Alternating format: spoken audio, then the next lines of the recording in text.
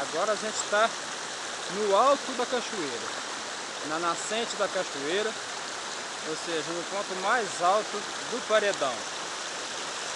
A água nasce ali, escorre por aqui, aonde a Pauliana está tentando desesperadamente entrar num pocinho de água, porque a água está gelada. E a água desce por essa corredeira de pedra linda, maravilhosa,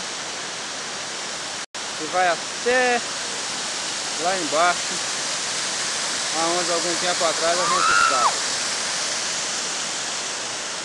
Olha a altura que a gente está no paredão, um dos lugares mais bonitos do sul de Minas.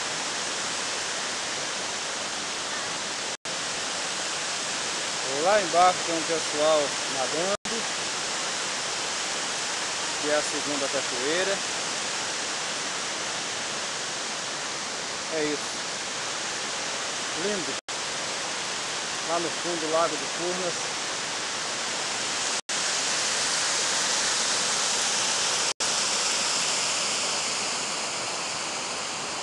E a Paulinha se refrescando numa pequena cachoeirinha, porque ela tem medo de entrar em águas profundas, né, bem?